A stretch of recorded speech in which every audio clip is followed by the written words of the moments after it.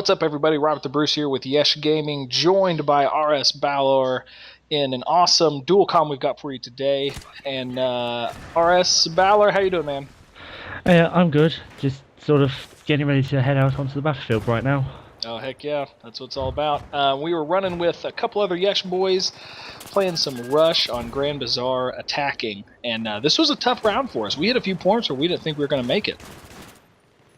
Yeah, definitely. I sort of remember that. We went down to just 3 of us on voice comms in the entire team, and they were being just getting constantly kill farmed. Exactly.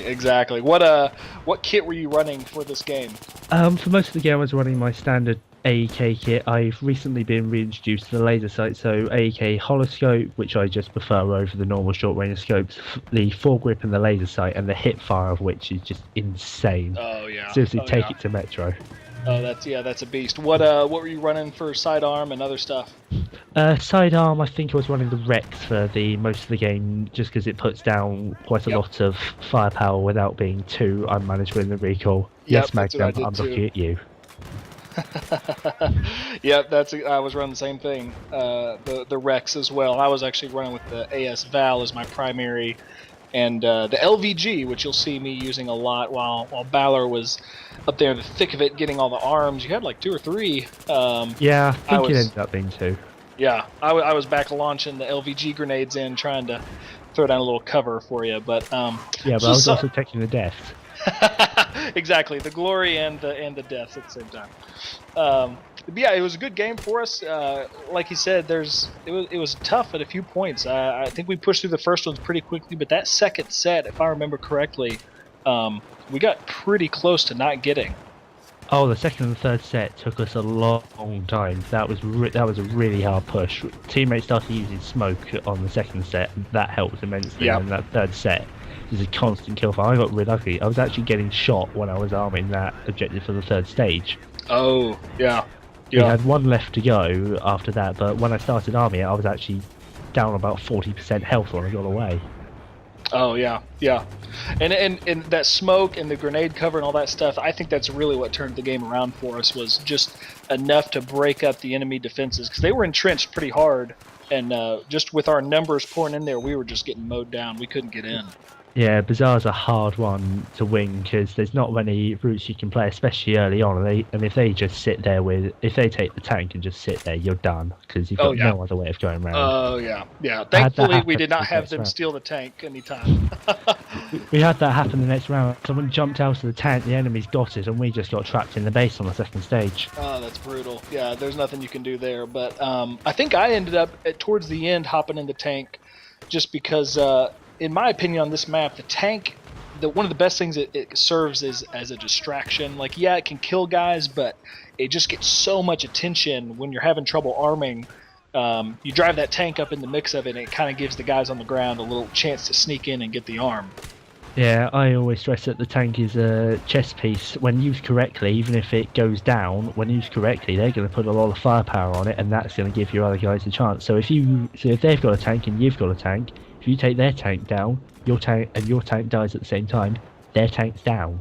Right, exactly. But yeah, I think that's what it boiled down to, is somebody ended up tossing some smoke on it. Of course, the few Yesh guys we had were continually attacking, even though we were starting to look like it was some pretty tough odds. But yeah, I think it ended up being just the 3 of us at the end, because Benjamin had to leave at one point, so it was just me, you, and GeoFerret, who's running as Mudbugging in this game. Yep. And then once we pushed through that, the second one, I think we got the third one armed kind of quickly, but then they pushed us back, and we had to kind of push through the final one there. Yeah, the third one took a while, especially on that Bravo objective. Yeah, that was a hard one fight. And the last one, once we hit that last one, the last one was like 3 minutes or something ridiculous. Yeah, they were pretty demoralized at that point. We slammed through that last one pretty quick. It was pretty awesome. You were on the ground. What was your main strategy as far as moving through this map? What's like something in your head that you're thinking you're trying to do when you play Grand Bazaar and Rush? I tend to just sort of read my minimap actually rather a lot. So I'm looking at the minimap, seeing where the bodies on the ground are, and I'm seeing actually if a lot of people are going in there and they're all dying, I'm going to go around the edge where there aren't people sitting there and there aren't people watching, catch enemy from surprise, if you can just distract two of them, that's two of them that aren't shooting your buddies coming through the door. Oh yeah, and it seems simple, but that's brilliant because that's what wins the game, and so many people don't do that kind of stuff, you know.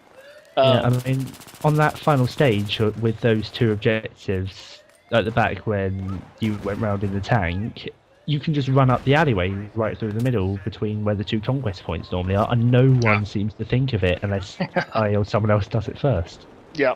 Oh yeah, I know exactly what you mean. Before we go here, if you had, if a rookie was playing this map, or somebody that was struggling, they're playing on offense and they're struggling to know what they can do to help their team, kit-wise, and where they go and what they do, what's a bit of advice you would give a player like that? Probably take the smoke, because that can give you some really nice cover when you need it most, and go for where your teammates aren't. So push down the outside. It takes slightly longer, but if you can get in behind the enemies where they're not looking because they're waiting for your team to pop round the next corner, for example, and die and lose another ticket, you get round behind them, your buddies can spawn on you, even if you don't go straight for the glory. Let your buddies spawn on you, and then there's a whole squad that they've got to deal with right in the midst of them. Yeah, that's I love it. I would say the exact same thing.